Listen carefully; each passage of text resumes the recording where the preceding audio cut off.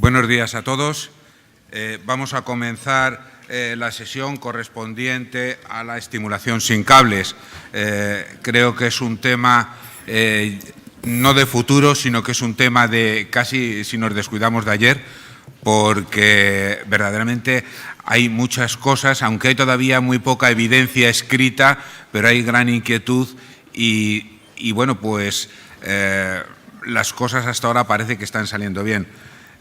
Para ello contamos con ponentes que sin ninguna duda nos van a informar, nos van a dar su punto de vista y nos van a aclarar muchas dudas que todos tenemos.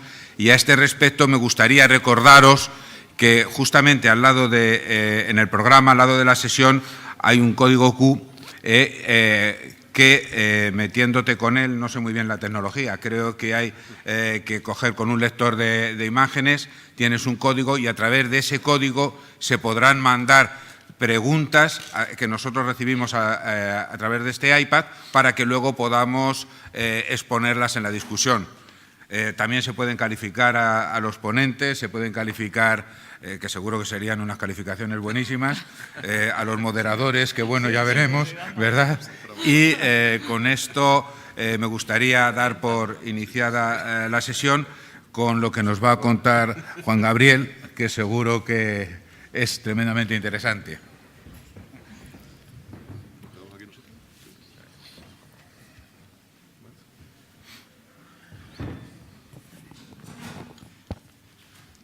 Bien, buenos días a todos. Agradeceros vuestra presencia aquí en esta primera sesión de estimulación cardíaca. Me toca hablar de la situación actual de la estimulación sin cables en España y en el resto del mundo. Estamos trabajando con los marcapasos, llamémosles convencionales, pues desde hace ya casi 60 años, ¿no? Desde el año 58 que se implantó el primero. Bien. Todos conocemos las limitaciones de este tipo de dispositivos. Por un lado, los problemas que podemos tener en la bolsa del marcapasos, problemas de infecciones, inflamaciones, dolor crónico, etcétera, etcétera. Por otro lado, también tenemos problemas con los electrodos, problemas de fracturas, problemas de dislocaciones, y no hay que olvidarse de que pues hay un número de casos en los que estamos limitados pues por el acceso venoso y no podemos poner el marcapasos por una vía convencional y tenemos que recurrir pues a veces a ponerlos por vía quirúrgica en epicardio, ponerlos por vía femoral, etcétera, etcétera. Afortunadamente, pues es posible que en un futuro este tipo de estimulación desaparezca, pero actualmente podemos sustituirla con lo que ya conocéis, los marcapasos sin cables. Bien, ¿hay un nicho importante para este tipo de dispositivos? Pues en principio vamos a revisar unos poquitos datos. Estos son los datos extraídos del Banco de Marcapasos, son del 2015, se publicaron el año pasado en la Revista Española de Cardiología y, como sabéis, pues la edad media de nuestros pacientes está en torno a 77,7 años. Por otro lado, más del 80% tienen más de 70 años y, lo que es importante, más de la mitad de nuestros pacientes tienen 80 o más años de edad.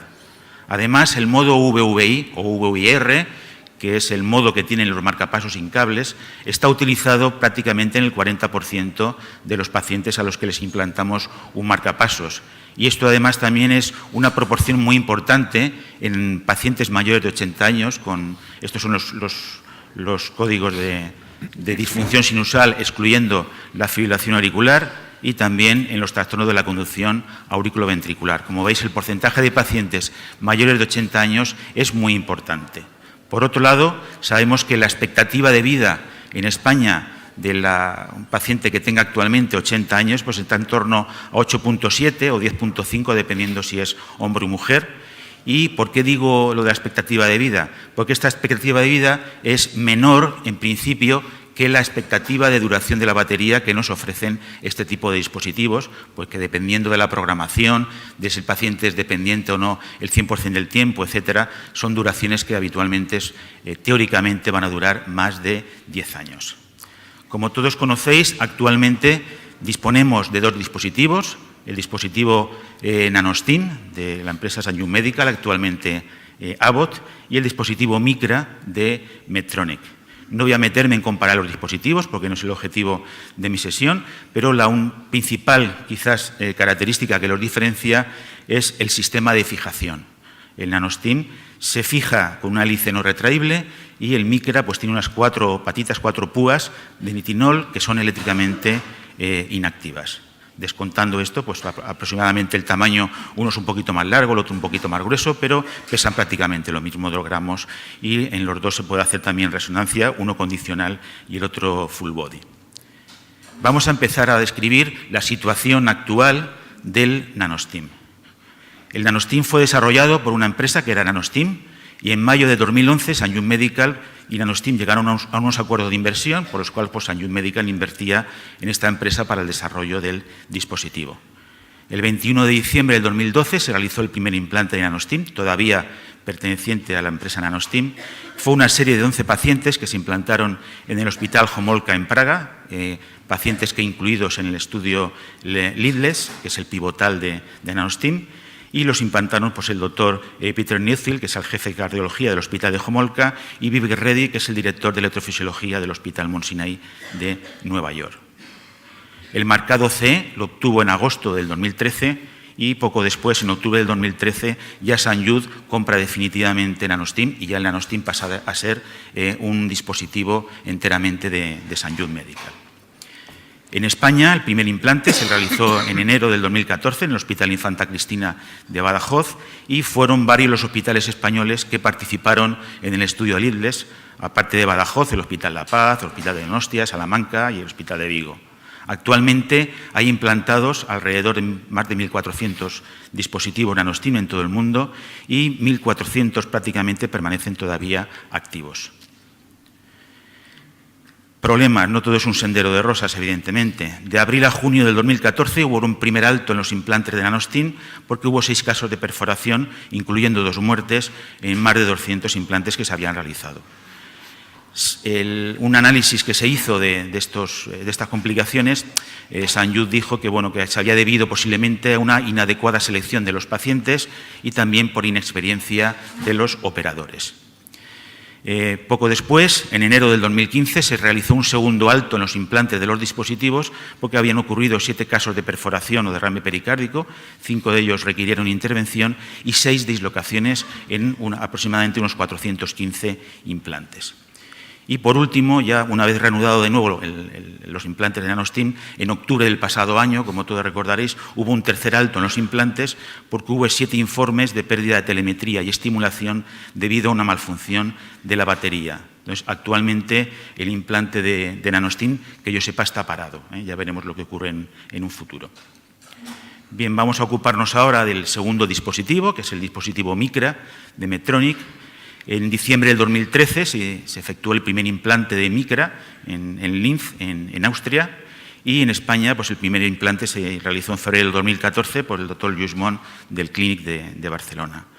En abril del 2015 obtuvo el marcado CE y prácticamente un año después el aprobado por parte de la FDA.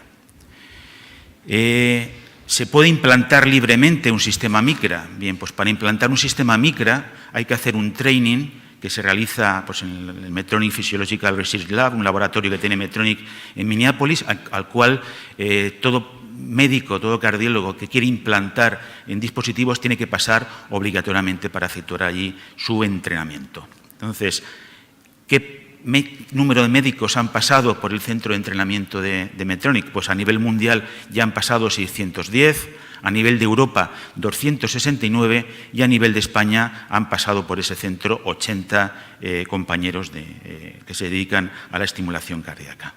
En cuanto al número de implantes de Micra actualmente, pues en el mundo, si incluimos los 700 y pico del estudio pivotal y ya los implantados ya en la fase de comercialización, pues estamos ya prácticamente en 4.000 dispositivos implantados. A nivel de Europa ya son prácticamente 2.800 y a nivel de España, cuando me pasaron los datos el mes pasado eran 289, pero ya me confirman que llevamos ya más de 300 dispositivos implantados. ¿Cómo se distribuyen los implantes de Micra en el territorio español? Pues, como sabéis, la política sanitaria, cada comunidad tiene la suya, con lo cual Además, dentro de cada comunidad, en algunas de ellas, cada hospital además tiene también su propia política sanitaria en cuanto a material protésico, por lo cual ahí es muy difícil el implantar los micra de forma uniforme en toda España. No hemos puesto a propósito los nombres de las comunidades para que nadie se sienta reflejado únicamente de la comunidad que yo procedo, que es la Comunidad Valenciana, pero como veis, no todas las comunidades, solamente creo que hay 14 que implantan actualmente dispositivos micra y van pues, desde algún sitio donde solamente se ha implantado uno a otras comunidades porque tienen más de 40 o más de 70 dispositivos implantados. Actualmente hay 40 hospitales en España que están implantando el dispositivo micra. Con respecto a mi comunidad, a la Comunidad Valenciana, la Consellería de Sanidad pues, estableció unos acuerdos con la empresa que distribuye el micra y llegaron a un acuerdo de autorizar 4 hospitales en el territorio de la comunidad. Es el General de Alicante, que es donde yo me encuentro, el General Universitario de Valencia, el Clínico Universitario de Valencia y el Hospital La Fe. Esos 4 hospitales están autorizados a poner un número aproximado de 25 implantes de micra al año. No todos los hospitales han cumplido ese objetivo. En el caso concreto de nuestro hospital sí que hemos llegado a implantar prácticamente 24 dispositivos de micra en el año que nos concede la Consellería y este año se ha renovado de nuevo esos acuerdos, por lo cual podemos continuar implantando dispositivos. Pero como veis, el panorama a nivel español varía de unas comunidades a otras. Pero bueno, no solamente... ahora actualmente, ya como os he dicho, disponemos únicamente de estos 2 dispositivos, uno de los cuales de momento está parado el implante, pero existen más casas comerciales que se dedican a estimulación cardíaca. ¿Hay algo previsible en el futuro? Bueno, pues como todos sabéis, en el Congreso del GERRIM del año pasado en San Francisco, a uno de los directivos de Boston Scientific, Ken Stein, pues comentó pues, que se estaba empezando a desarrollar también un sistema muy parecido al sistema micra de Medtronic, con una fijación muy parecida y que además pues, traía también como novedad la posible interacción con el DAI subcutáneo que tiene también la misma compañía. De momento, evidentemente, todo esto está en fase muy experimental y todavía pasará mucho tiempo antes de que pueda salir al mercado. Y como conclusiones de mi charla, pues en principio yo creo que los dispositivos sin cables son posiblemente el futuro inmediato de la estimulación cardíaca. Hasta ahora estamos viviendo únicamente los inicios y solamente en marcapasos VVIR, pero es posible que en pocos años esto haya dado una vuelta totalmente completa y sea para nosotros un panorama totalmente diferente al actual. Evidentemente, visto lo que ha pasado con ciertos implantes y yo creo que hay que seguir un entrenamiento riguroso antes de que un médico pueda implantar este tipo de dispositivos. Y como también habéis visto por las cifras que os he presentado, el implante del dispositivo sin cables que actualmente se puede implantar, que es el micra, está creciendo a una velocidad vertiginosa. Muchas gracias.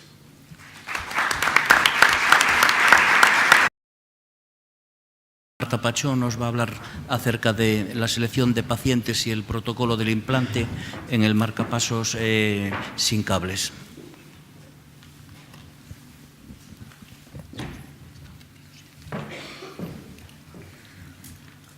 Buenos días. En primer lugar, quería agradecer a la organización el haberme invitado a participar en esta mesa y a todos los asistentes a venir aquí a estas horas tan tempranas. Bueno, la selección de candidatos. Realmente, cuando nos fijamos en los 2 estudios fundamentales que avalan los 2 sistemas de estimulación sin cables que tenemos, que es el NanoStim y el micra, vemos que los criterios de inclusión son muy amplios. Es decir, se incluyeron todos aquellos pacientes con una indicación de estimulación monocameral ventricular, mayores de edad, con unas expectativas de vida mayores de 1 año. Lógicamente, solo se excluyeron pues, aquellos que tenían dispositivos previos, prótesis mecánicas tricúspides, filtro de vena cava y en el intolerancia a alguno de los componentes, en el caso del NanoStim, aquellos con hipertensión pulmonar severa. Así pues, podemos concluir ya que realmente todo paciente candidato a una estimulación monocameral ventricular es candidato al implante de un sistema de estimulación sin cables. ¿Cuál es el problema? Bueno, pues por cuestiones fundamentalmente económicas, en la mayor parte de los hospitales tenemos pues, un límite a la hora de aplicar esta terapia, puesto que es cara, y esto nos obliga a seleccionar a aquellos pacientes que se van a beneficiar más de esta terapia, porque bueno, estamos convencidos que es buena para todos, pero hay que elegir, ¿no? Entonces, ¿cuáles son los que se van a beneficiar más? Pues lógicamente aquellos que tienen más riesgo de hacer complicaciones con los sistemas de estimulación endovenosos convencionales, aquellos que tienen más riesgo de hacer problemas en relación con el bolsillo y con los cables. Ese va a ser el grueso de pacientes que se van a beneficiar. Luego hay un grupo de pacientes que son pequeños, en los que estos sistemas de estimulación sin cable pueden ser la única alternativa, la única solución, como son aquellos que no tenemos acceso venoso, los pacientes en diálisis, pacientes oncológicos con reservorios, o aquellos que por los hábitos de vida pues sea un problema importante llevar un marcapasos convencional, como gente joven con una actividad física intensa, deportistas de élite, personas con problemas psiquiátricos que sabemos que un generador va a crear más problemas, etc. Entonces, centrándonos en el grupo de los pacientes que tienen riesgo de presentar complicaciones con los marcapasos convencionales, vamos a revisar un poco cuáles son estos pacientes de riesgo. Una de las principales complicaciones que tenemos con los marcapasos endovenosos son la infección, que nos preocupa porque afecta hasta, dependiendo de las series, entre un 1 y un 3% de los pacientes. Y aunque generalmente se acaba resolviendo, hay que explantar el sistema, se acaba implantando por el lado contralateral, implica un alargamiento de la estancia hospitalaria, un aumento brutal del gasto y, lo que es más importante, se sabe que aumenta el riesgo de muerte de forma significativa. Entonces, de los distintos estudios sabemos que los pacientes que tienen más riesgo de presentar una infección son precisamente estos que aparecen en la tabla, ¿no? Los de más riesgo son aquellos que están bajo tratamiento con corticosteroides, los pacientes en diálisis y los pacientes con insuficiencia renal. Tienen un riesgo relativo, como ven, pues de un 13 y pico, 12. Luego, otros pacientes que tienen menos riesgo, pero siguen siendo pacientes de riesgo, son aquellos que han tenido fiebre en las horas previas al implante, por supuesto, si han tenido una infección previa, los pacientes con un hematoma, los pacientes renales, diabéticos, EPOC, etc. Entonces, este sería un grupo en los que tendríamos que tener, en los que un marcapasos sin cable pues sería realmente beneficioso. Otro problema importante son los hematomas, porque afectan hasta un 3%. Y el tema es que, claro, requieren, en más de un tercio de los casos, requieren una reintervención. Y todos sabemos que una reintervención, sobre todo cuando es de forma temprana, implica infección. Y además tiene el matiz de que cuando nos encontramos con un hematoma, en gran parte de los casos, vamos a tener que suspender la anticoagulación para que se resuelva, lo cual tiene bastantes implicaciones, sobre todo en pacientes de riesgo. Entonces, el grupo de pacientes que tienen más riesgo de hematoma, una vez más, son los pacientes con insuficiencia renal, que tienen un riesgo relativo de 3,1, en aquellos en los que hay que hacer puente heparina, aunque hoy en día realmente la evidencia y la práctica de casi todos es no suspender los anticoagulantes orales en pacientes de riesgo, ¿no? Y eso disminuye de forma drástica la incidencia de hematomas. Otra complicación bastante frecuente, hasta en un 2% de los casos, son los neumotoras, y los pacientes que son más susceptibles son los pacientes EPOC. Y por último, las trombosis venosas profundas, que las sintomáticas también son frecuentes, hasta en un 1 o un 3% de las sintomáticas de los casos, ¿no? Y de riesgo, una vez más, los pacientes oncológicos o los pacientes que han tenido una vía central previa.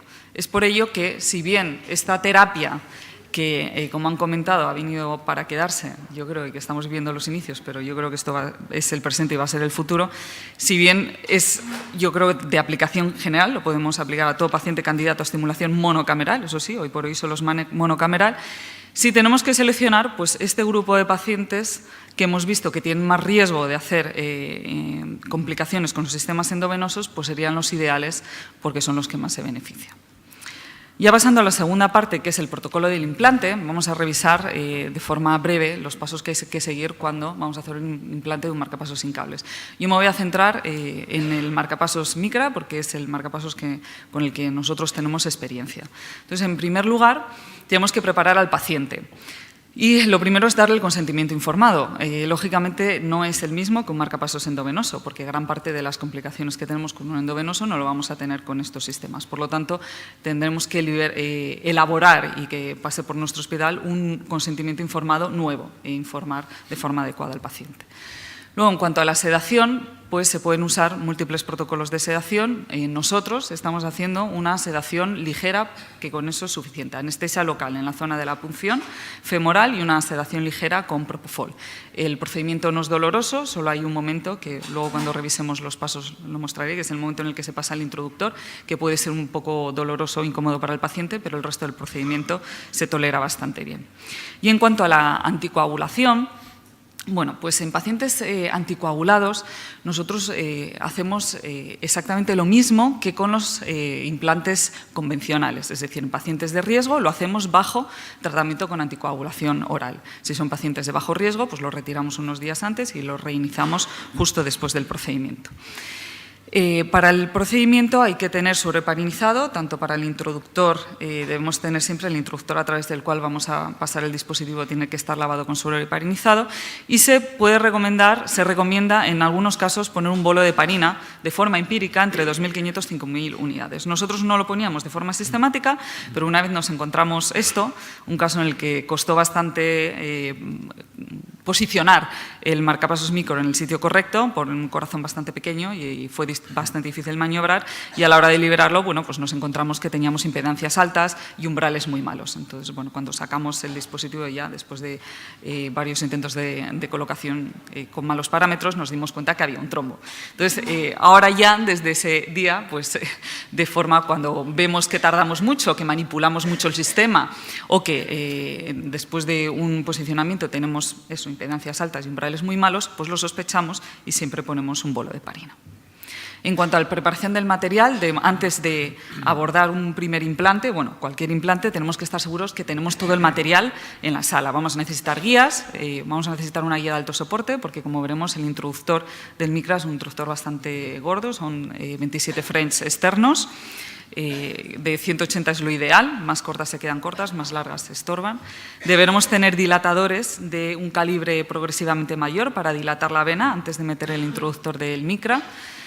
Y tenemos que estar preparados para el manejo de complicaciones arrítmicas. Eso fundamentalmente nosotros a todos los pacientes les ponemos los parches percutáneos conectados al desfibrilador, puesto que el paciente puede presentar arritmias ventriculares, puede fibrilar, no es frecuente, pero en el estudio hubo un caso de FV, y sobre todo en pacientes con bloqueo de rama izquierda, sí que la posibilidad de contundir la rama de derecha a la hora de maniobrar es un poco más alta que en los marcapasos convencionales. Otras dos cosas que tendremos que tener, aunque no vamos a querer usarlas, es un kit de pericardiocentesis, pero eso debería haberlo en cualquier sala, y lazos en el caso de que una vez que dejemos liberado esto y pues lo que sea, no estamos contentos con los parámetros y queremos, ya hemos quitado todo el sistema y queremos recapturarlo, la única forma de coger un marcapasos que ya está liberado en el ventrículo será a través de un lazo, ¿no? Por último, es importante en la preparación de la sala y el personal, antes de los implantes, reunir a toda la gente y hacer un breve recordatorio, porque bueno, como es algo nuevo, que es totalmente distinto a un marcapasos convencional, pues siempre viene bien que todo el mundo sepa los pasos que hay que seguir y hacer un breve recordatorio, ¿no? Y así que todo el mundo se implique. Entonces ya, llegando al implante paso a paso, lo primero es el acceso venoso. Para el acceso venoso, se puede hacer guiado por eco. Nosotros personalmente no lo hacemos porque no disponemos de un eco vascular en la sala y bueno, pues no lo tenemos y no lo tenemos accesible. Sí, hay gente que lo tiene muy accesible y lo hace de rutina y bueno, pues facilita las cosas. Entonces, si se tiene experiencia con la punción femoral y no se tiene disponible, se puede hacer, pero si se dispone de él, bueno, pues siempre da más seguridad, ¿no? Luego, una vez que tenemos la punción venosa, se puede hacer un venograma. Nosotros tampoco lo hacemos de rutina, pero que tengamos esa posibilidad de hacerlo, que tengamos contraste, porque los pacientes a los que les ponemos marcapasos muchas veces son muy mayores y es frecuente que tengamos una anatomía muy tortuosa y que en ocasiones, pues a la hora de pasar la guía, tengamos dificultades y está bien que podamos hacer una venografía para asegurarnos que vamos por buen camino, ¿no? Una vez que tenemos la vena, como he comentado, hay que hacer dilatación progresiva de la misma con dilatadores de calibres crecientes y una vez que está la vena dilatada, pues progresamos el introductor de Micra, que recordamos que son 27 frames externos y este siempre lo hacemos bajo control de escopia. Este es el punto en el que sí puede molestar un poco, los pacientes les molesta un poco. y lo progresamos más o menos sobre una guía de alto soporte, esto siempre hasta la aurícula derecha media. Bueno, una vez allí retiramos la guía y el dilatador, se queda solo el introductor y ya nos ponemos a preparar el micra, que viene fuera para que las patitas estén así con esta forma, para no deformarlas. Se lava todo con suero heparinizado, se mete dentro del micra y se pasa a través del introductor. Esto se avanza hasta la aurícula derecha y aquí, bueno, el catéter en el que va montado el micra es deflectable y una vez ahí, bueno, pues deflectamos, pasamos a la tricúspide y básicamente lo que tenemos que hacer es irnos a septo. Y para irnos a septo tenemos que verlo en distintas proyecciones, en oblicua derecha y en oblicua izquierda. Y para estar más seguros, nosotros siempre, y yo así lo recomiendo, sobre todo cuando al principio, bueno, siempre recomiendo poner contraste. ¿Por qué? Porque consume muy poco tiempo, o sea, la herramienta en la que va montada el micra tiene un puerto lateral a través del cual se puede inyectar contraste, no entorpece para nada y nos da mucha información. Nos asegura que estamos en septo, porque muchas veces, aunque radiológicamente pensemos que estamos en septo, a veces podemos estar en pared libre, también podemos ver que tenemos una zona trabeculada, que también nos da mucha seguridad a la hora de liberar el dispositivo y, como digo, pues es algo que consume bastante poco tiempo. Bueno, pues una vez que nos aseguramos que estamos en septo, yo creo que este es el secreto de no tener complicaciones y de tener éxito, ir lo más septal posible. Una vez que estamos en septo y estamos en un sitio que nos gusta, pues procedemos a liberar el dispositivo. La herramienta de liberación tiene un pistón que se lleva hacia atrás y con esto, bueno, pues vemos que se libera. Una vez liberado, aquí de momento todavía lo tenemos sujeto por unos hilos. O sea, hay unos hilos que van por toda la herramienta, aquí tiene una argolla y vuelven. O sea, que en este momento todavía, si a la hora de hacer medidas, las medidas no nos gustan o no son parámetros adecuados, pues podríamos recapturarlo haciendo el movimiento contrario al que hemos hecho para liberarlo, llevarlo a otro sitio y liberarlo de nuevo. Bueno, pues una vez liberado el dispositivo, hay que asegurarse que está bien sujeto, aunque realmente, bueno, pues en el estudio y en el estudio publicado, luego nos hablarán de ello detenidamente, e incluso en el seguimiento ya y seguimiento a largo plazo, no ha habido ningún desplazamiento, de ninguna migración de un micra, pero tenemos que asegurarnos que el dispositivo está bien enganchado y para ello, pues eso se hace tirando de los hilos y viendo que se engancha bien. Y eso lo vamos a ver viendo que estas patitas se retraen. Esto de las patitas es algo que no siempre es fácil ver, pero bueno, hay que esforzarse. ¿Cómo nos esforzamos? Buscando distintas proyecciones, colimando, buscando la lupa, que haya varios ojos, mirando. Pero básicamente, si uno tira, básicamente yo lo resumiría en, con el tiempo, coger el tacto, casi más importante que ver las patitas, coger el tacto, ver cuando uno tira del hilo, que realmente nota que eso está enganchado y que cuando suelta, pues el dispositivo vuelve a su posición. Y una vez que comprobamos esto, pues vemos parámetros, comprobamos que los parámetros son los adecuados y si los parámetros son los adecuados, pues ya cortamos el hilo. Bueno, siempre se dice que probemos que por si hay alguno que tenga más resistencia, bueno, pero cortamos uno de los cabos y tiramos de otro. En este momento ya el dispositivo está suelto. Si quisiéramos recapturarlo por la razón que fuera, tendríamos que hacer uso de los lazos, de un lazo. Antes de retirar esto, sobre todo si hemos usado contraste, es muy importante lavar todo el sistema con suero heparinizado para evitar que se queden pequeños trompitos que nos puedan dificultar la extracción del hilo.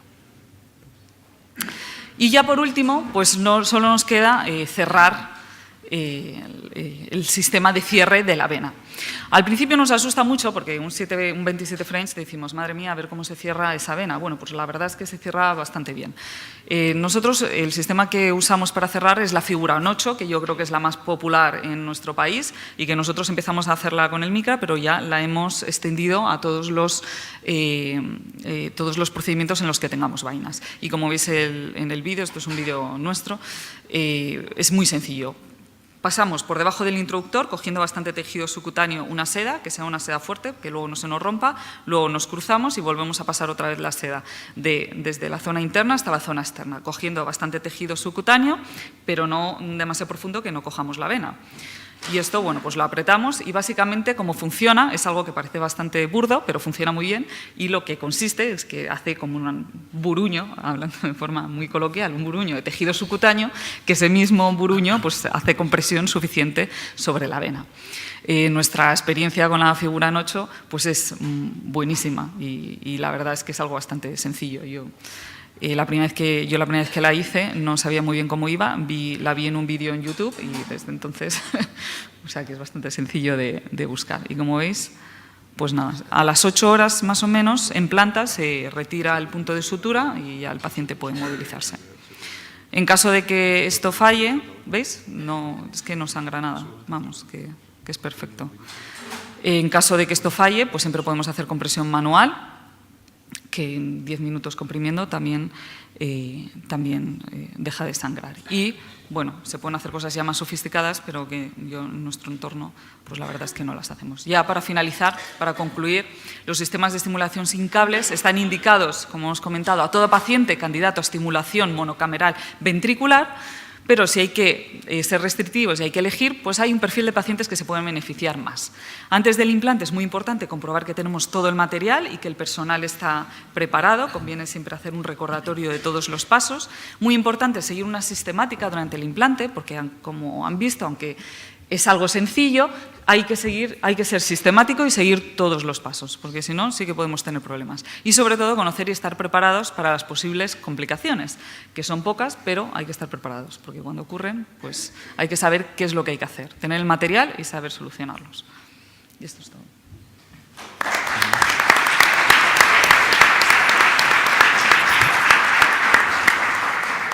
Muchas gracias, Marta. Después de lo bien que nos ha explicado cómo hay que hacer las cosas, Xavier Viñolas nos va a comentar verdaderamente con qué seguridad podemos hacer eso y cómo podemos estar de tranquilos con nuestros pacientes a los que hacemos estos implantes. Buenos días, muchas gracias. Muchas gracias a la organización por invitarme a hablar de la estimulación sin cables, que probablemente es de las técnicas que me ha entusiasmado en los últimos años, ¿no? Y que creo que estamos, si no hay ningún desastre en los próximos tiempos, enfrente de una de las tecnologías disruptivas como lo fue probablemente la ablación en su momento, ¿no? en la electrofisiología. Lo que nos planteamos los pacientes y cuando uno necesita un marcapasos o los médicos es un poco distinto. Pero no, porque el paciente se fija sobre todo en que un marcapasos sea pequeño, en que no tenga cicatriz y probablemente el médico está en ver si es eficaz lo que pone y sobre todo si es seguro a largo plazo, ¿no? Porque es quien maneja las complicaciones. Pero básicamente la eficacia y la seguridad de lo que estamos haciendo está en el entorno de la relación médico-paciente y creo que es muy, muy relevante.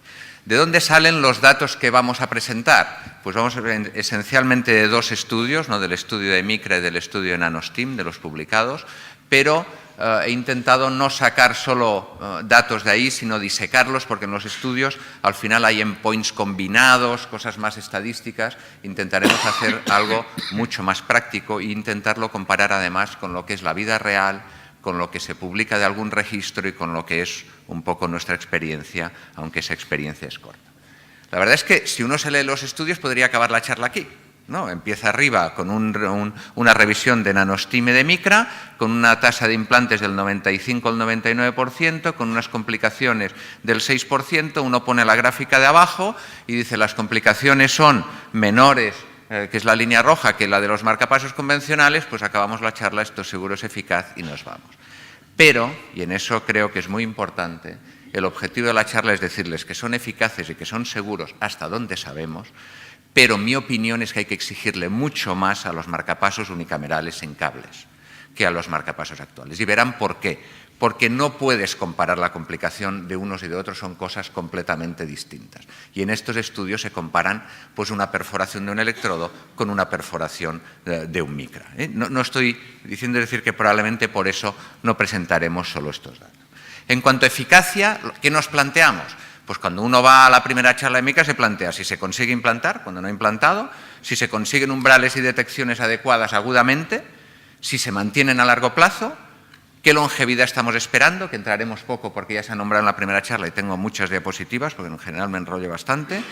Y si se pueden reproducir estos resultados en nuestro entorno, ¿no? Porque eso es un poco lo que nos...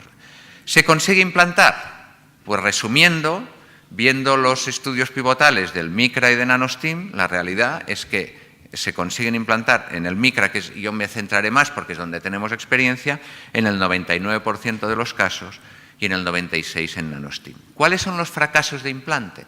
En el fondo no son fracasos de implante, son complicaciones durante el implante. Si lo ven en el MICRA, de los 6 fracasos, son 726, perdón, hay 3 perforaciones y un taponamiento, y solo en el fondo, como no conseguir implantar, solo hay una anatomía venosa compleja y un umbral demasiado elevado. Es decir, que esencialmente, si queremos implantar el 100%, deberíamos conseguir reducir las complicaciones. ¿Se reproduce en la vida real? Pues si cogemos nuestros pacientes que, como ven, implantamos gente de edad bastante avanzada, porque tienen una edad media de 86 y, por tanto, muchas comorbilidades, por definición, la realidad es que hemos implantado 50 de 51 y el que no conseguimos implantar es por una perforación aguda grave en el MICRA número 7, como verán después, en el implante. Es fácil de implantar, ya lo han visto con la doctora Pachón, ¿no? Las cosas, hay un step, que es la punción, el acceso, la colocación, la recolocación si los umbrales no son buenos, a ver si las mediciones no son correctas, la retirada y la compresión. Eso sería un poco el step by step de un implante de un marcapasos sin electrodo. ¿Cuánto se tarda? Pues de piel a piel, y me gusta el piel a piel porque eso es menos dependiente del camillero de cada hospital, ¿no? Es decir, que depende un poco más de la técnica y no de la organización extra unidad de arritmias. Pues en los MICRA es de 35 minutos, en el NanoSTEAM es de 47 minutos y en el Hospital de Sant Pau es de 34 minutos. Si cogemos el posicionamiento del dispositivo, que quizás sería la habilidad de cruzar la tricúspide y encontrar un buen sitio, pero que para mí tiene quizá menos relevancia, me gusta más el piel a piel, es aproximadamente entre 23 y 29 minutos. Nosotros no lo tenemos contabilizado en todos los pacientes. Con una fluoroscopia que ronda aproximadamente los 8 o 9 minutos. ¿Me impresionan estos datos? No. Seguro que ustedes que tienen experiencia en implantes de unicamerales tienen esos mismos datos en los unicamerales y probablemente con una escopia ligeramente más baja, ¿no? Pero al menos en una técnica que empieza es similar a lo que estamos teniendo. Una técnica que empieza que es completamente distinta, pero ¿no? el objetivo o lo que tenemos en simplicidad se parece en el tiempo. ¿Ayuda la experiencia? Esos son los datos de nuestro centro, también los hay de algunos otros centros. La realidad es que la curva de aprendizaje, aquí ven los tiempos de punción a retirada del introductor. Uno tiene en los primeros casos, en los primeros 10 no lo medimos, del 11 al 20, del 21 al 30 se va mejorando, del 31 al 40 ya más o menos está igual y del 41 al 50 se mantiene igual. Sube un poco, eso es que ya empezamos a hacernos más mayores. Pero no, la realidad es que la curva de aprendizaje, bromas aparte, es más corta de lo esperado y probablemente con 20 casos uno mantiene ya un steady, una curva relativamente plana que será bastante fácil. ¿Por qué mejoran los tiempos de procedimiento? Pues porque el grupo que da soporte al implante, que eso no es solo un médico y es un equipo y es enfermería y es todo el montaje y es la punción y es en nuestro caso tener el eco para la punción, pues llega un momento que todo está más rodado y en estos momentos estamos en tiempos de procedimiento aproximadamente de 1 hora desde entrada a salida de quirófano. ¿Se consiguen buenos umbrales? Y estas gráficas siempre me cuesta de presentar porque no me gustan, porque son medias. Y las medias tienen sus inconvenientes, ¿no? Que es que lo que te preocupa, y como verán después, es el enfermo individual. Es decir, puedes tener una media de 0,3, pero si tienes 10 enfermos que tienen 3 voltios de umbral, la media no cambia, pero te distorsiona completamente lo que esa terapéutica está haciendo en estos pacientes. Por eso lean con cuidado los artículos y por eso he querido diseccionar un poco las cosas. La realidad es que tenemos un 93% con umbrales inferiores a 1. Que eso es el estándar que se pone, al menos en los micras, como para dejar el dispositivo. Y al año tiene el mismo comportamiento que los electrodos que estamos acostumbrados, con un una cierta mejora del umbral, el 97% de los enfermos están por debajo de 1. Luego entraremos en ese pequeño porcentaje de los enfermos que no tienen un umbral inferior a 1, que es bastante importante. Con una onda R media de 11 que sube a lo largo del tiempo y unas impedancias que bajan, ¿no? Que es un poco relevante. Esos son nuestros casos. El 96, tenemos un umbral de 1 con el 96% a los 3 meses, 98% a los 6 meses, pero cuidado que ya ven que a los 6 meses nosotros tenemos analizado solo 25 enfermos, olvídense de los 12 meses que tenemos solo 14 pacientes, ¿no? Pongo el recuadro del artículo porque para mí es bastante relevante. Primero, porque para mí esto es bastante difícil de entender, ¿no? Al final, lo único que aquí podemos decir es que de la gente que dejas con un umbral de 1 a 1,5, que sería una media de 1,28, al cabo del año es 0,78. Pero tienes que diseccionar en el artículo lo que realmente te interesa, que es cuántos siguen quedando con un umbral relativamente alto. Y de la gente que tiene un umbral de más de 1,5, el umbral pasa de 2,22 a 1,38. Pero eso no te da el dato fino de qué pasa con algún paciente concreto. La realidad es que hay un 11% de pacientes con un umbral superior a 1, que sería entre 1 y 2, porque solo tienes, es decir, un 6, y hay un 4% con un umbral superior a 2. No suma un 15%, ese 4% está incluido en ese 11%, ¿de acuerdo? Es decir, que sería un 7 y un 4. Probablemente lo que preocupa serían los pacientes con umbrales superiores a 2, ¿no? Y a los 12 meses, la mayor parte de la gente tiene un umbral inferior a 1. Y la realidad es que de la gente con un umbral de 1 a 1,5, como ven, ha pasado a 1,38. Pero, ¿qué es lo que preocupa? Preocupa este paciente, que es uno de nuestros casos, que es el paciente inesperado. 86 años, mujer, es el MICRA número 36. Pongo el número para que vean que ya no estamos en la fase inicial de los implantes. Implante simple, 25 minutos de piel a piel, 5 minutos de escopia. El dispositivo se dejó en la primera posición, R de 15, impedancia de 600, umbral de 0,4. Y este es el comportamiento que ha tenido el comportamiento que ha tenido. A las 24 horas hay 0,5, a la semana umbral de 1, un umbral aceptable, a los 3 meses 2,3, a los 6 meses seguimos teniendo un umbral de 2,3, con una onda R que no se ha modificado tanto como para pensar que hay un desplazamiento del dispositivo. Tenemos en estos momentos en este paciente una duración estimada de... una duración estimada de 4 años, la enferma tiene 86 años y múltiples comorbilidades, probablemente no vamos a hacer nada. ¿Pero por qué asusta este tipo de pacientes? Pues porque la realidad es que la solución a esto no es fácil. Ustedes cuando retiran un electrodo, abren y retiran un electrodo al cabo de 2 meses, en general no es una extracción, es una retirada de electrodo. Si ustedes, yo no he retirado ningún marcapasos en electrodo, pero me lo ha pasado mi amigo el doctor Defay de Grenoble, que es experto en nanostims y en micra, y les puedo asegurar que ir a cazar en este caso, un nanostim, se consigue, pero no es una cosa al alcance de cualquiera. De entrada tienes que coger lazos, tienes que coger catéteres gordos y no es extremadamente fácil. Por eso hay que pedirle más a los sin cable que a los electrodos convencionales, ¿no? Bueno, esta es otra de las diapositivas de los artículos difíciles de entender. Y probablemente cuando uno escribe artículos entra demasiado, no piensa en que alguien que lo lea pueda no ser experto. Vamos a intentar solo explicarlo. Para entendernos, esto sería los enfermos que quedan con un umbral entre 1 y 1,5. Estos los pacientes que quedan con un umbral entre 1,5 y 2. Y los pacientes que quedan con un umbral de más de 2. Y me dirán, ¿por qué los dejan con más de 2? Pues porque a veces estamos implantando gente de 93 años, llevas 4 reposiciones y tienes que decidir si es mejor una 5ª reposición o dejarlo con un umbral de 1,8, que luego a lo mejor a la salida del quirófano es de 2,1. Es decir, esas son decisiones clínicas a las que nos tendremos que enfrentar. Y la gráfica es, ¿qué pasa a los 6 meses. Pues de los que teníamos con un umbral entre 1 y 1,5, a los 6 meses la mayor parte están por debajo de 1, queda un 16% que queda entre 1 y 1,5 y queda un 2% que le ha subido el umbral por encima de 2.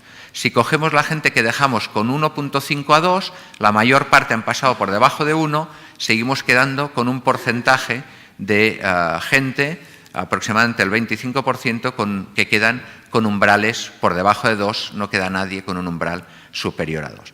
El problema viene con los pacientes con umbrales superiores a 2, en los que la mitad siguen con umbrales superiores a 2. La realidad es que bastante estables en todos ellos. Me dirán, esta es la gráfica que podemos decir también. La realidad es que esto es parecido a lo que pasa con los electrodos convencionales, pero no es lo mismo lo que tenemos que hacer con un paciente y lo que tenemos que hacer con otro. Y por eso no vale lo de presentar en una tabla tanto de crecimiento de umbral, tanto de crecimiento de umbral en el otro, porque la manera de manejarlo es completamente distinta. Al final, ¿cuántas ha habido que revisar? Pues en los micras, 5 revisiones del sistema, y los centros son expertos, no se seleccionaba cualquier centro. 3 se intentan extraer, solo 1 con éxito. 2 se dejan en off, que eso se puede hacer en los micra, umbral alto y síndrome marcapasos en otro caso, y 1 se recoloca por fallo intermitente de captura. Son pocos, es menos del 1%, pero es algo que tenemos que pensar que nos puede ocurrir en algún momento. Me quedan 3 o 4 minutos. Nos saltamos la longevidad estimada. Y en cuanto a seguridad, en 3 minutos les digo, es muy alta, pero hay que exigirle más al leadless, por algo muy importante.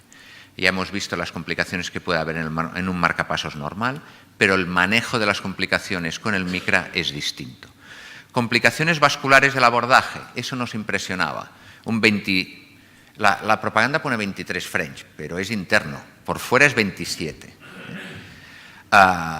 Lo digo, pero sorprendentemente, lo que más nos impresionaba, la realidad es que no hemos tenido complicaciones importantes. Si lo cogemos,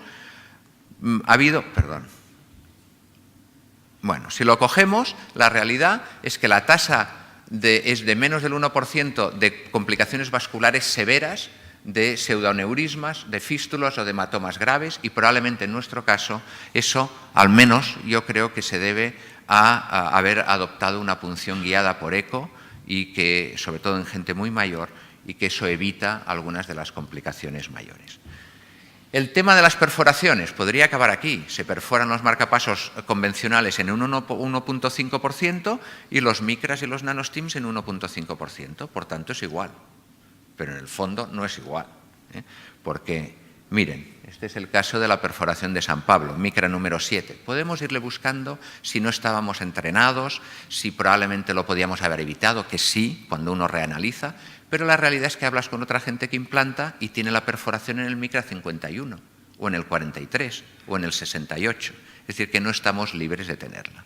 Si intento que vayan los vídeos, que no sé, bueno, verán que es una posición que no era septal, pero que probablemente no nos dimos cuenta que no era septal, que cuando inyectas ya tiene tatuaje, que cuando lo retiras de esa posición y vuelves a inyectar, pues como ven, hay un canal que pasa al pericardio, y si alguien se ha fijado no se mueve la silueta cardíaca, la tensión arterial era prácticamente de 0, se pincha urgentemente y la enferma se estabiliza, pero al cabo de 8 horas la enferma entra en quirófano por un retaponamiento. Y cuando lo abren los cirujanos, uno ve el agujero que tiene, y es el agujero de un 27 French. Es decir, que es poco probable que eso se tapone solo. ¿Con eso quiero decir que todos los taponamientos han ido a cirugía? No, esa es la realidad. Es decir, si uno coge, y para ir un poco más rápido nos iremos, porque ya han hablado de las perforaciones de nanostim, de las perforaciones de micra, hay 2 resueltas en tratamiento, 7 con pericardiocentesis y 2 solo en intervenciones quirúrgicas. Es decir, que no todo el mundo tiene que ir a perforación quirúrgica, porque probablemente no has pasado todo el introductor a pericardio. Y me dirán, ¿esto mejora o empeora cuando se abre la implantación a otros centros? Pues si cogemos, y esos son datos que me ha cedido Medtronic del registro, la realidad es que cuando se abre a otros centros, En el registro de MICRA, con 2.593 pacientes, la tasa de perforaciones ha bajado al 0,5%. ¿A qué se debe? Probablemente a que ahora la recomendación es a ir mucho más septales de lo que íbamos antes y a que la gente le tiene también cierto respeto a la perforación y, por tanto, se es ligeramente más cuidadoso. Pero no estamos libres de tenerla en ningún momento. ¿Cuáles son los factores de riesgo? Mujer, edad avanzada, bajo índice de masa corporal y tratamiento con corticoides. Eso quiere decir que si empiezan, por favor, no empiecen con una paciente de 90 años, 45 kilos y tal. La realidad es que luego te la encuentras encima de la mesa, pero si lo pueden hacer en el MICRA número 20, probablemente les irá mejor que en el MICRA número 2. Migraciones. Yo siempre digo, medio en broma, el susto que me llevé en el primer MICRA. Pasé por la planta, al día siguiente estaba la placa puesta en el ordenador, era una placa poco penetrada y no vi el MICRA. Y me llevé un susto de muerte, porque dices, bueno, el cable también se desplaza, pero lo meto y lo vuelvo a colocar. El MICRA tienes que ir a pescarlo, ¿no? Y soñaba con que no verlo en el pulmón. Era una cosa que tenía una fijación, ¿no? Con esa imagen de esa es una imagen de NanoSTIM en el pulmón. La realidad, ¿y por qué? Porque ir a pescarlo, fue una migración del doctor De Fay a la aurícula de un NanoSTIM, que él es experto en extracciones y le encanta eso de ir pescando cosas, pero prefiero no tenerlo que utilizar. Y la realidad es que no lo hemos utilizado. En los micras, a ver si conseguimos pasar la diapo, sí. Probablemente en los micras no hay descrita ninguna macro migración. Es decir, puede haber mini desplazamientos, seguramente cuando el umbral es alto es un desplazamiento, pero te vas y probablemente el sistema de fijación es lo que ha marcado algo la diferencia. Pero no hay que bajar la guardia en dejarlos, ¿no? Disfunciones tardías es lo que realmente nos da miedo. Y eso es algo que en seguridad en estos momentos no les puedo contestar. Ha sido un impacto enorme para los que implantamos el recall de NanoSTIM. Y lo que realmente te da miedo es que no haya un recall por algún problema en los dispositivos en electrodos, porque retirarlos es realmente un problema. Por tanto, en conclusión, yo creo que los dispositivos de estimulación unicameral sin electrodos son, sin duda, seguros y eficaces, pero debemos ser conscientes de lo que tenemos, que son datos a corto y medio plazo. Cada uno tendrá que decidir cuánto quiere esperar hasta tenerlo. Hay gente que puede decir que quiere esperar 15 años hasta tener datos a 15 años y no sustituir los marcapasos actuales. Eso es una decisión que tendrá que tomar la comunidad médica. Pero estoy plenamente convencido que si los datos que les he presentado se mantienen, será sin ninguna duda una alternativa a los sistemas actuales. Muchas gracias.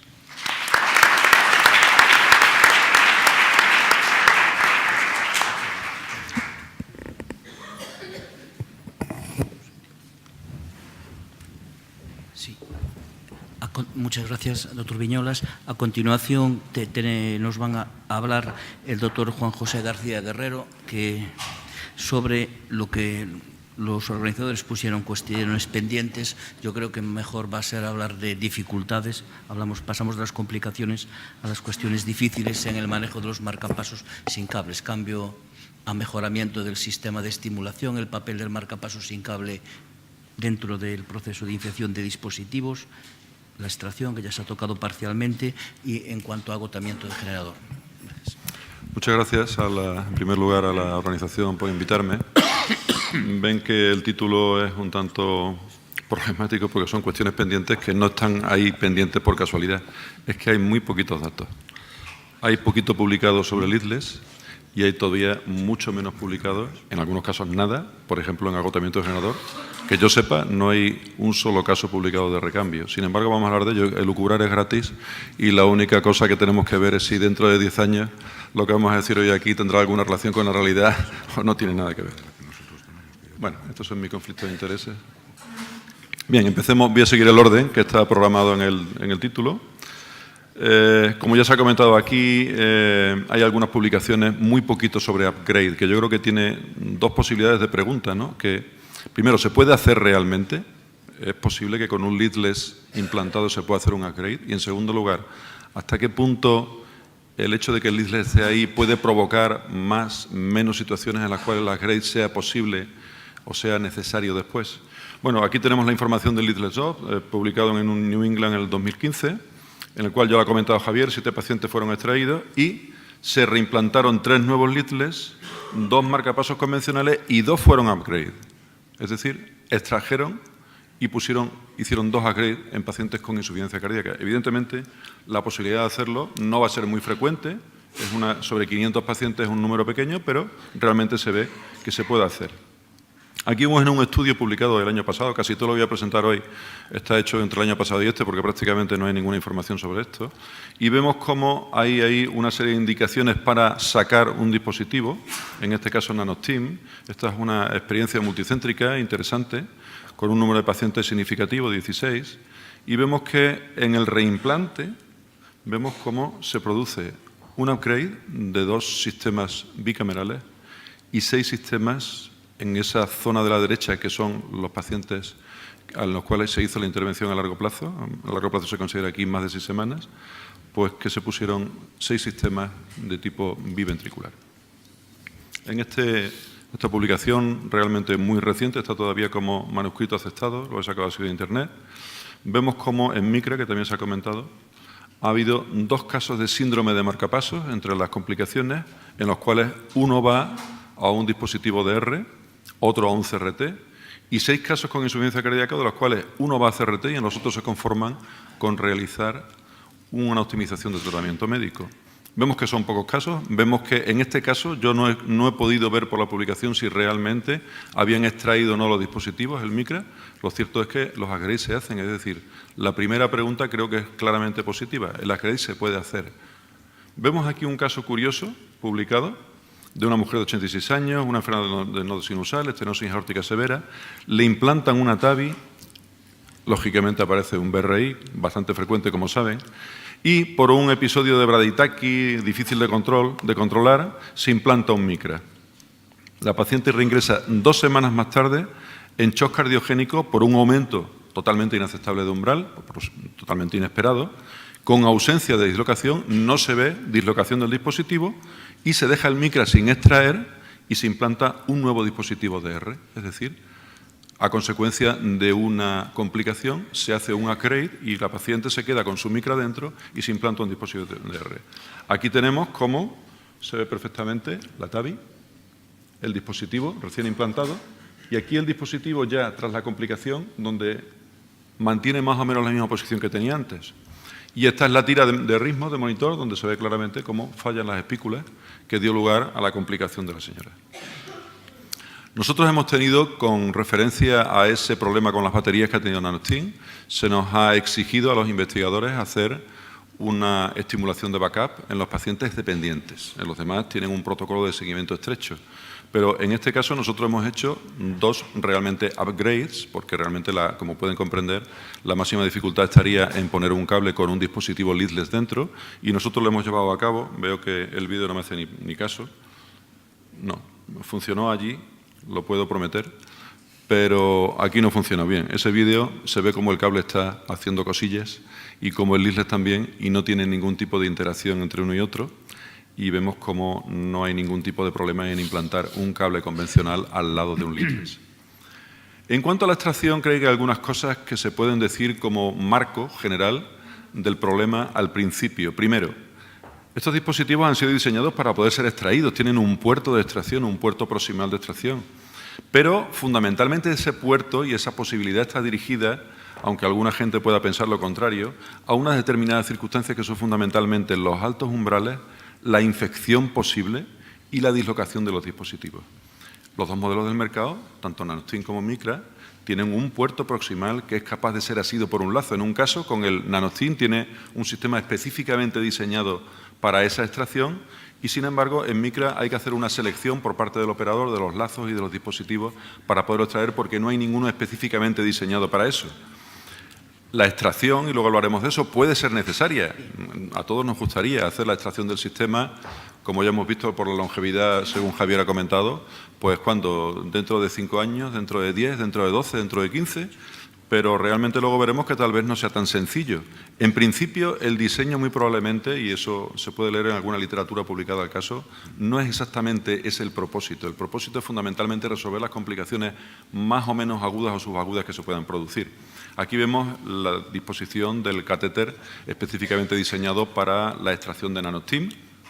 Como ven, puede ser por medio de un lazo múltiple o un lazo simple, con un mango muy parecido al que utilizamos en el implante, pero que sirve para manejar el lazo y para manejar la posibilidad de hacer un redocking. A ver, aquí ven perfectamente cómo se hace. En la primera parte, en la primera imagen, vemos cómo el lazo está intentando atrapar el puerto proximal de extracción. Vemos como aquí prácticamente ya lo tiene. Aquí cerramos el lazo. Aquí se produce o se intenta, esto es una amplificación de esta imagen, donde se intenta volver a hacer lo que se llama el docking o el atranque para poder, porque el NanoSteam, como saben, tiene una hélice. La hélice hay que darle vueltas en sentido contrario. Si no se realiza el docking es imposible sacarlo. Y por fin, cuando se hace ese docking o atranque, se puede dar vueltas al contrario de las agujas del reloj para poder sacar el dispositivo.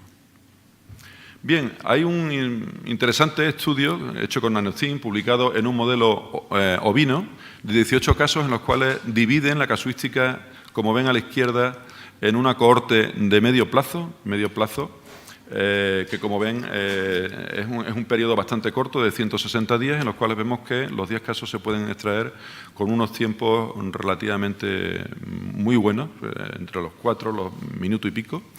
Y la cohorte de largo plazo, que sería con una media de 2-3 años, pues sin embargo se puede extraer prácticamente con la misma garantía. Hay que decir, y nosotros lo hemos hecho, y entra dentro de ese entrenamiento que hemos tenido que pasar todos los que hemos hecho NanoSteam, sí, es muy fácil, es relativamente sencillo hacer una extracción de NanoSteam en ovino, como en este caso. No es exactamente lo mismo hacerlo en un individuo que tiene un NanoSteam implantado. Aquí ven una de las imágenes proporcionadas en este estudio, en los cuales ven cómo aquí, en la zona del puerto proximal, hay una pequeña cantidad de tejido adherida, que en muchos casos, y eso es una experiencia relativamente común en los casos en que se ha intentado el explante de un NanoSteam, pues ha producido algún problema a la hora de poder pescar ese puerto con el lazo. Aquí vemos también alguna pequeña cantidad de tejido adherido a la zona proximal a la hélice, pero vemos que el dispositivo sale bastante entero y bastante limpio.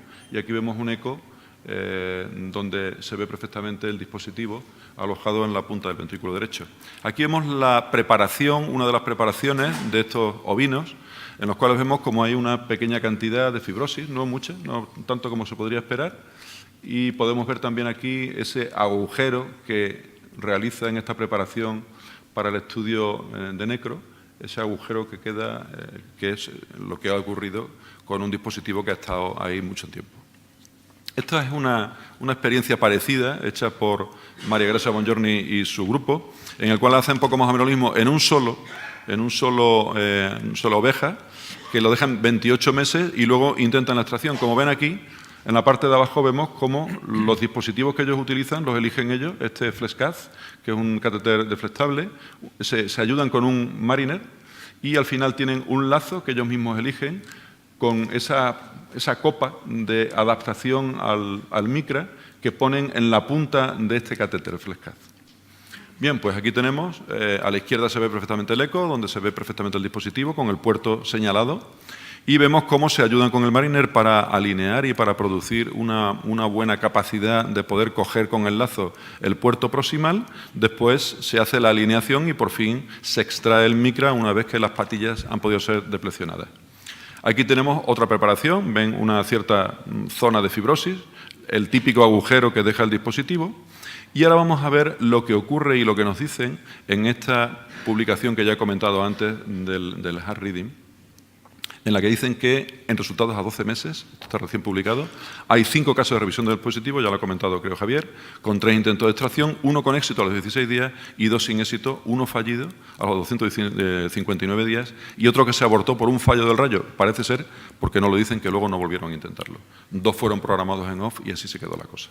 Vemos este curioso caso que es la primera experiencia en humanos, un caso de un paciente con 61 años, al cual se le implanta un micra por fibrilación auricular bloqueada, que reingresa en 15 días después del implante por mareo y cansancio y que se ve que hay un fallo de captura, como pasó con la señora anterior, solo que el paciente no vino en shock, vino por una reactivación de sus síntomas previos. Se vio que no había dislocación, ha estado hablando Javier, que no sabemos qué pasa. ¿Se había dislocado el dispositivo? ¿Realmente se había producido una fibrosis aguda importante? No lo sabemos. Se decide extraer el micra y aquí la verdad es que lo pasan un poco mal. Primero vemos que están utilizando un lazo lobulado que desgraciadamente no es capaz de pescar el puerto proximal, pero sí es capaz de pescar una patilla, una sola. Tiran y desgraciadamente el lazo pues se les suelta en la aurícula derecha. Entonces meten otro lazo, en este caso un monolazo, consiguen por fin, tras muchas maniobras, conseguir una patilla, pero intentan alinear para poderlo meter y no son capaces. Meten un segundo lazo, consiguen otra patilla y por fin, quiero decir, como ya decía Javier, esto no es fácil y posiblemente en muchos casos incluso a lo mejor no se pueda extraer, como ya estamos viendo. Bien, este es un caso en el cual, en el mismo procedimiento y después de cortar esa rienda, ese tether, que es el modo tether, en el cual nosotros dejamos escapar al dispositivo, pero todavía con una unión con el catéter, pues en este caso resulta que después de tirar del tether, después de tirar de la rienda, se encuentran con que la rienda está un poquito dura, tiran para atrás, no sé qué, la sacan, pero el umbral se les va, como ve, a 4,025. Entienden que eso no es aceptable y, por tanto, explantan el dispositivo, ven aquí, con un gooseneck. El gooseneck es un lazo que va en ángulo recto y que, por tanto, en este caso probablemente fue más fácil atrapar el puerto, como ven, proximal y lo extraen sin problema e implantan un nuevo micra. Este es el estudio del Multicenter Experience, en el cual ven aquí los pacientes divididos en dos grupos, a la izquierda los agudos con menos de 6 semanas, a la derecha los crónicos o subagudos con más de 6 semanas, y ven cómo se produce la secuencia de extracción de un nanostim. Primero se avanza el dispositivo especialmente diseñado para esto, después lo que es el lazo es capaz de por lo menos meterse dentro del dispositivo, después lo que hacen es que intentan meterse con el lazo en el puerto proximal, se consigue, se hace el docking o el atranque, que ya permite hacer la inversión de la rotación para quitar la hélice, y por fin se extrae sin ningún tipo de problema el dispositivo. Bien, aquí ven lo que ocurre con nanostim con cierta frecuencia, y es que en vez de pillar de primeras el puerto proximal, lo que se pilla es todo el cuerpo del dispositivo y luego poco a poco va uno resbalando, soltando un poquito el lazo hasta que atrapa el puerto proximal. Bien, ven aquí, las indicaciones fueron la mitad por elevaciones de umbral. Eso nos pasa con los cables normales, también nos puede pasar con este tipo de dispositivos y yo diría que probablemente es por el mismo motivo, porque se produce una reacción fibrótica o inflamatoria importante y aunque no vemos dislocación, el umbral sube de una manera importante, pero de una manera que no permite que el dispositivo sea seguro. Juanjo, hay otras razones, como por ejemplo la insuficiencia cardíaca y Juanjo, otras. Perdona, ¿podías...? Te has pasado un poquito de tiempo ya. ¿Ya? Ay, perdona. Caramba, lo siento. Bueno, no, tranquilo. Bueno, pues no. Pues termino muy rápido. Se hacen este intento de extracción y vemos cómo en el 91% de los crónicos se consigue. Aquí vemos imágenes de los productos extraídos. El agotamiento de generador, ya hemos comentado, probablemente por los datos eléctricos no va a ser posible el hacer explantes porque, a corto plazo, porque los dispositivos no se van a agotar en tan poco tiempo. Tenemos aquí los datos, por ejemplo, de nanostim, que son ligeramente superiores a los de micra, pero asumiendo esta salida de 2,5 a 0,4, que es totalmente irreal. Estos son nuestros datos. De 43 pacientes, hay 2 pacientes dependientes, las impedancias, miren las que son, las medias, las ondas R, y el umbral que tenemos es de 0,7. También decía Javier algo muy parecido. La longevidad que nosotros proyectamos, la proyectada por el dispositivo, es de 274 meses. Esto no es para mañana, pero ¿qué ocurre? Posiblemente cuando lleguemos al momento, dentro de 8, dentro de 10 años, puede ser que nos encontremos con casos como este, totalmente embebido el micra en un paciente que fue a trasplante cardíaco y se hizo una necro, otro paciente que también se hizo una autopsia y vemos el dispositivo totalmente bloqueado por el tejido circundante. Esta es la misma publicación. Vemos otro caso de micra también, en el cual vemos que está totalmente embebido e incluso eso ha llevado a algunos a probar, digo, bueno, vamos a ver si ya que no podemos extraerlo cuando hagamos el recambio de batería, a ver si podemos poner más. Aquí tenemos esta, en el cual vemos que no hay ninguna diferencia entre la función cardíaca en el implante antes y después, y vemos aquí otra experiencia, ahora en corazones humanos dependientes de cadáveres, en los cuales, y este es un corazón que se extrajo pero que al final no se llegó a implantar en un paciente, fue un donante. Y vemos cómo los micras aparentemente están distribuidos, pero no tienen ningún problema de estar 3 juntos en el mismo corazón. Vemos que a pesar de que hay corazones muy grandes y corazones muy chicos, se puede hacer en unos y en otros. La infección. No ha habido infección en los estudios, ni una, nada. Se entiende porque es difícil infectar algo que realmente no llegamos a tocar en implante, pero podemos infectarlo después por motivos varios, como son bacteriemias y otro tipo de problemas. No hay ni en el MICRA ni en el estudio del NanoStim ningún tipo de infección declarada, pero hay un caso publicado, en este caso, como una señora que se le implanta un MICRA, a los 22 días resulta que tiene un estafilococo aureus, encima meticilín resistente. La tratan, el cultivo sigue siendo positivo y, lógicamente, se intenta explantar. Aquí tenemos la vegetación, vemos perfectamente, y en este caso, afortunadamente, se consigue extraer sin ningún tipo de problema. Vemos ahí la vegetación adherida al puerto proximal. También el hecho de que estos dispositivos tengan poca capacidad de infectarse dan lugar a que algunos pacientes se puedan beneficiar, como por ejemplo este paciente con lepra, que tuvo múltiples infecciones, múltiples extracciones, incluso de un epicárdico, y entonces se implanta un NanoStim. No ha vuelto a tener infección del sistema y vemos el pobre cómo ha quedado realmente después de todos los episodios de infección y de reparación previa. Las conclusiones. Simplemente el AGREI es posible, evidentemente, con y sin extracción de leadless. La extracción están diseñados para ello. A largo plazo creo que va a ser problemático, a 10, 12, 15, 20 años, creo que va a ser problemática sacar y para poner otro. Pero pueden ponerse varios, seguramente. Agotamiento de generador, posiblemente, será el reemplazo con una extracción previa en algún número limitado de casos. Es posible que alguno se pueda sacar, pero es muy probable que se pueda implantar varios. Y la infección es muy poco probable que ocurra realmente por las características del dispositivo. Yo creo particularmente que va a ser una de las grandes fortalezas de este tipo de dispositivos. Muchas gracias.